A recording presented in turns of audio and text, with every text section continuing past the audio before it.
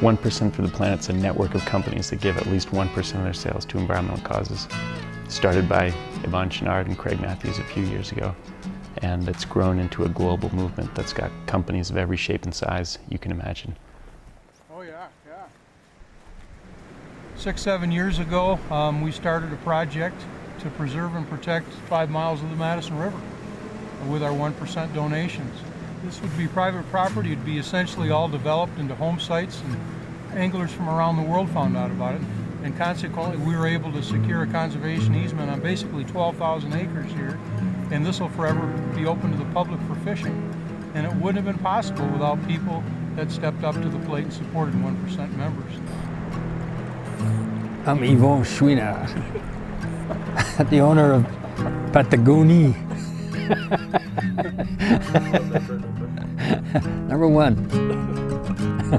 And I'm Craig Matthews, member number 2, Blue Ribbon Flies of West Yellowstone, Montana.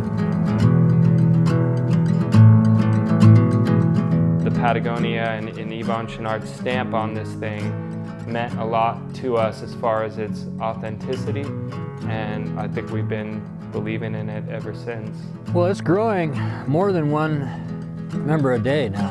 I'm really pleased with that. Certainly when we started it, I don't think either Yvonne or I envisioned that this was going to be a big marketing deal, but it has become that. I think it's been really easy for consumers to understand now what we're about when they see the 1% for the Planet logo on our bars. And that makes it, it just makes it much easier for us to get our message across. The amazing thing about 1% for the Planet members is that they're all over the world. They're in every industry you can imagine, but they all share a very strong passion about using their businesses to affect positive change. The soul out of tune guitar smells like cigarettes and bars. I guess that stuff sinks in. It's just where I've been. When I moved to Portland right after I graduated from college in California, I knew that I wanted to live someplace where I could ride bikes as my main form of transportation. After a few years of being a bike messenger, I decided, okay, now I'm gonna get serious and do, real stuff. And I went to architecture school, love design, I love bikes more. So I decided that ultimately I had to just combine the loves of design and biking and build my own. Make them last. Sweet Pea Bicycles designs and builds bikes for women. It's really a great thing to do. It's why I'm in business, is to help women experience the joy of cycling on a bike that fits them well. When we started Sweet Pea, we decided that we wanted to create the company that we would ultimately want to work for. And in the end, it's turned out that it's also, to a large degree, meant that we've been building the life that we really want to live. Make them last.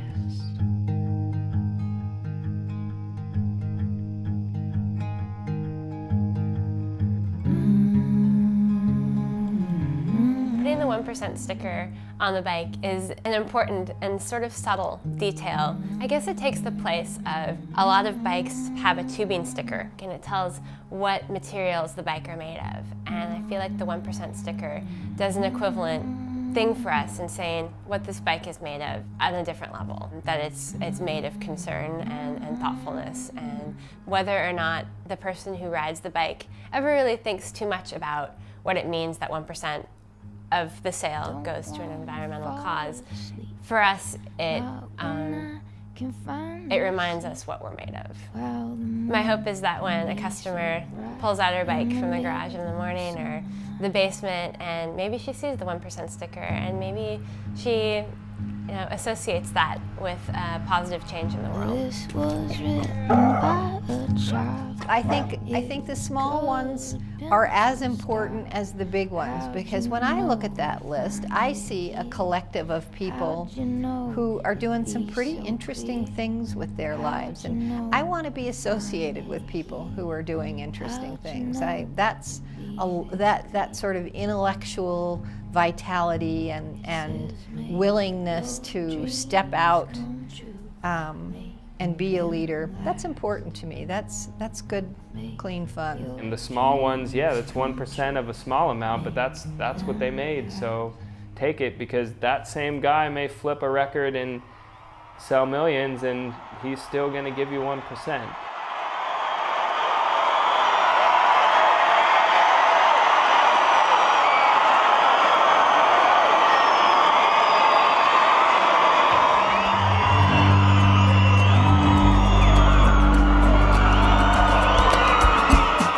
It really started to gain momentum when Jack Johnson came out with his album In Between Dreams, had the 1% logo on the back, and it put that in front of literally millions of consumers. The album sold more than 5 million copies globally, and he really took it internationally, took it outside the outdoor industry too. That affected everybody who likes his music, period. Who's to say what's impossible, but they forgot this world keeps spinning and with each new day. What Jack chooses to focus his energies, his finances, and his successes on has sent the best message to everybody else in our office, every other artist on our label, and I think many musicians in the business that just respect what he does, they're all like tuned into it now. You know, he really has changed the paradigm of what it is to be a rock star, in my opinion. I wanna turn the whole thing upside down. I'll find the things they say just can't be found. I'll share this love I find with everyone.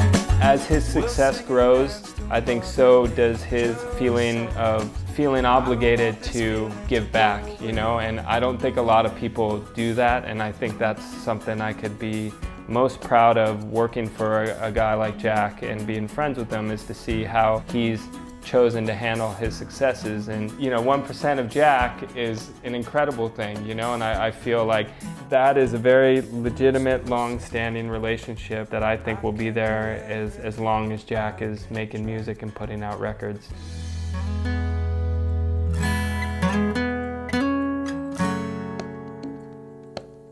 I know it's the 1%'s about money and things, okay? It's important. We're trying to run huge global campaigns. It takes some resources.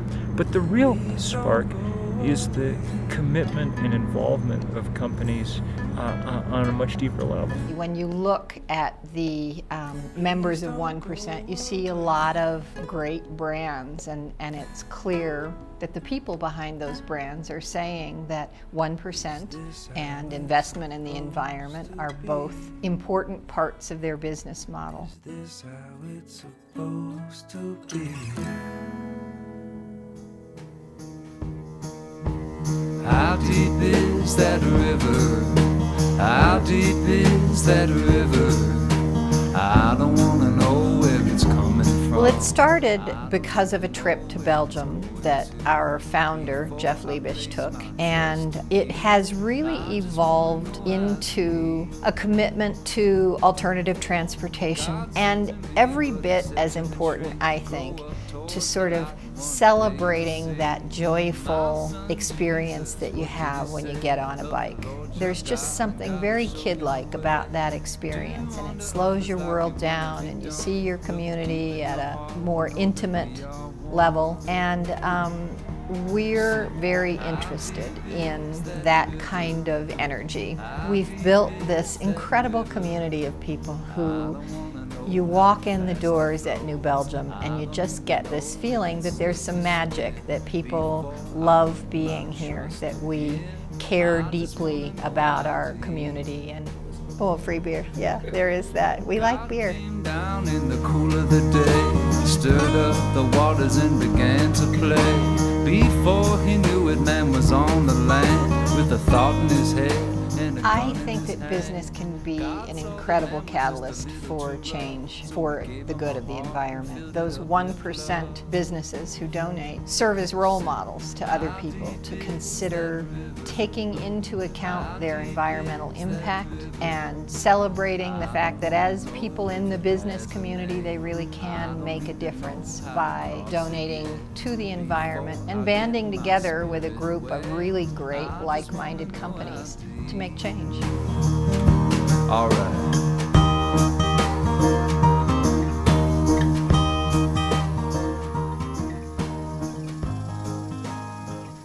Bill McCraney here, Chickamauga Farm Ranch and Wildlife, Central Texas organic blueberry farmers. Members of 1% for the Planet, number 664. I do.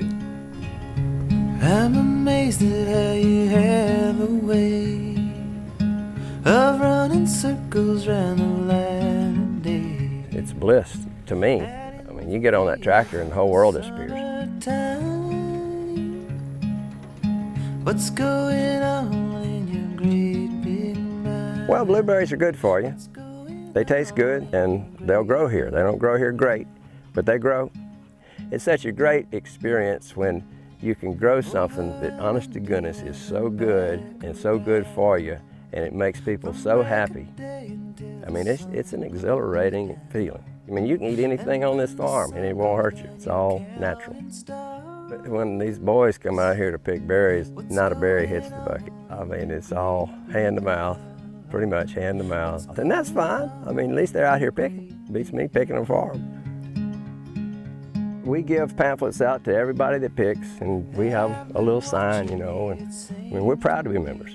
That's just part of something that we can do in order to spread the word. To me, it's kind of like selling vacuum cleaners. If you beat on enough doors, you're going to sell a vacuum cleaner. But if you give out enough pamphlets, somebody's going to join, and then somebody else will, and then lo and behold, here we go.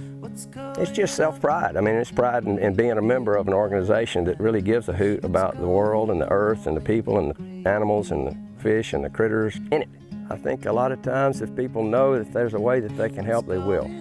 And somebody needs to do what they are doing, and if I can help, by gosh, I'm going to help the best I can. There's more in life than money. Breathe in, breathe deeply, smell the flowers, listen to the birds, go fishing. In 6 years, we've channeled more than $30 million to environmental causes. The amazing thing about that number is more than 2/3 of it has happened in the past 2.5 years. And that gives you a sense of the growth trajectory we're on. Now more than $10 million a year is flowing to environmental causes. It's very much within our reach to become one of the largest funders of environmental work anywhere as a network.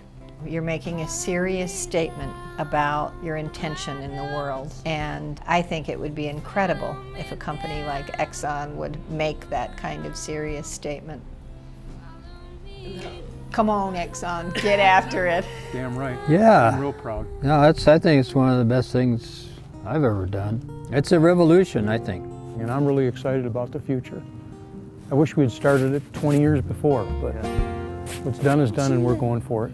If you could get businesses, any business, to understand that they have more responsibility than to maximize profits for the shareholders or for themselves, that they have a responsibility to the planet. We all do. And the best way to do it is to just dig into your pockets and give the money away to people who are willing to do the good work. Why don't you follow me down to the bay where the lights did shine yesterday, and I promise that you